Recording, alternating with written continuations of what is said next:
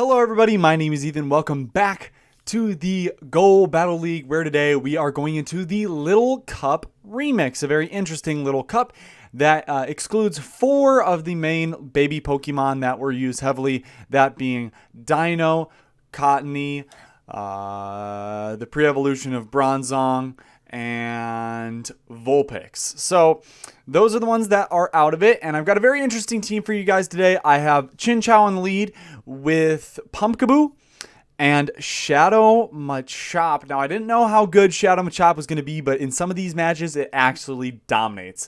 The reason why I didn't think it was going to be too good is because you got the top meta Pokemon are all Pokemon that resist it, right? So you have Why Not, obviously, that is going to hard wall Machop.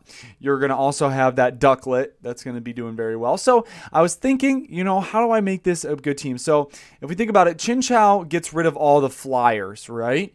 So I get another Pokemon that's typically not the best against flyers and pair it with a Shadow Machop so I can feature it, right? So we added Pumpkaboo into the mix. Pumpkaboo is pretty awesome, especially against the, you just see the Tyrant just go immediately down. But again, there's a lot of Pokemon that counter this Pokemon. The Pumpkaboo is actually really good, does very, very good against the Wooper matchup, obviously. I did not think we were going to be winning this one, though. Left a shield out there. Probably should have just ended up, shielding one of those ones. As you can see, all my Pokemon are single shielded. So that is important because, I'm not going to be having the best matchup every time.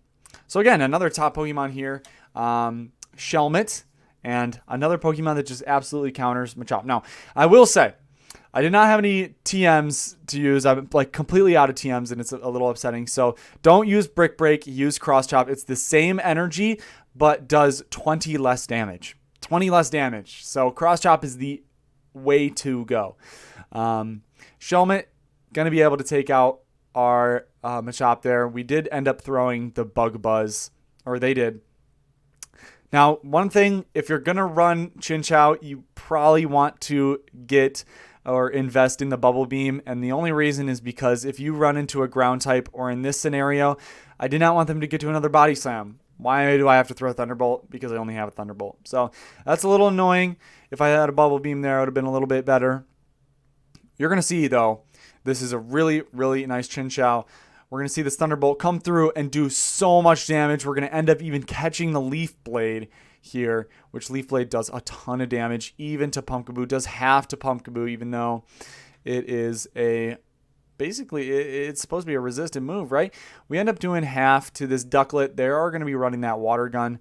I'm going to assume that they only made it to the Bubble Beam here, and that assumption was a pretty good one because they only did make it to the one move. But the only thing here is another hard game, right? Ducklet, and it's just going to be Chinchou here, down 2 shields to 1. And it pulls it through, ladies and gentlemen. They left 2 shields out on the battlefield there.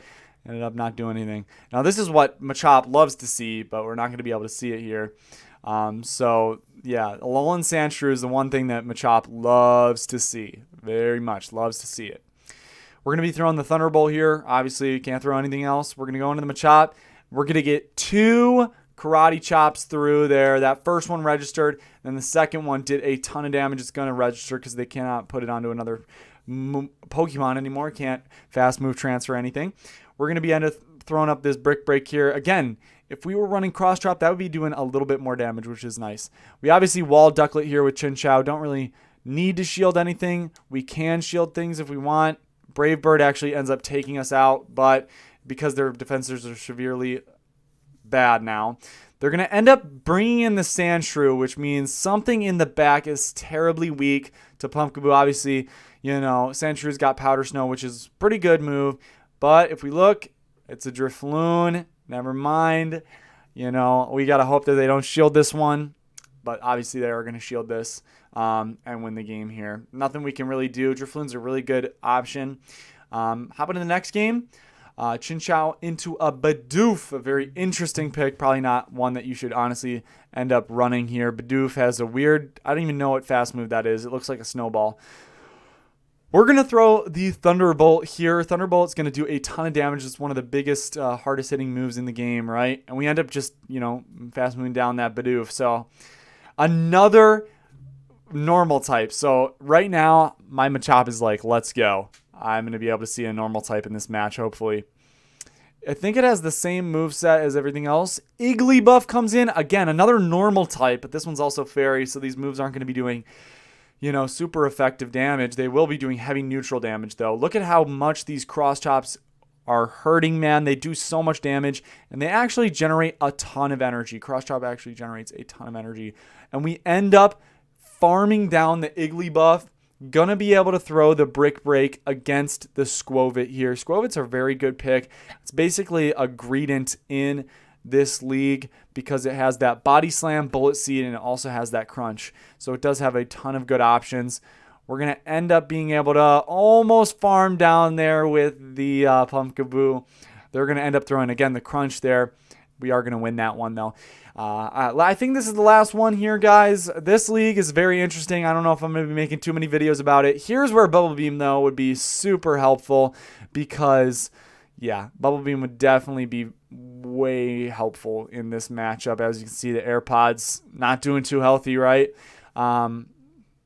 They are going to be running Aerial Ace, which is one that not a lot of people choose to run. Usually it's Bubble Beam, Brave Bird, but Aerial Ace does have its merits, right? It is a nice flying type move that doesn't, that does a decent chunk of damage, but also doesn't debuff you. So I can respect not running the Brave Bird in this cup, but it is pretty awesome to have it.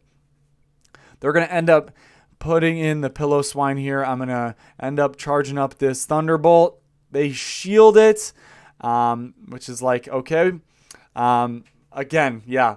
If you want to invest the 50k Stardust, but personally, I do not want to invest that. Here's the one matchup that is quite interesting. If you get a 1 Karate Chop head start on this, you'll end up beating this Stunky to any move here, and we actually win the 1 shield there. 1 versus 0 shield, if we think about it that way. And we're going to be able to get off 1 counter, or not 1 counter. I think it's counter because it's a Machop clone, but it's a Karate Chop. I'm going to throw the Thunderbolt, double resisted, but still takes out. So very interesting, very quick little video there for you guys. Hope you enjoyed. See you in the next one. Peace out.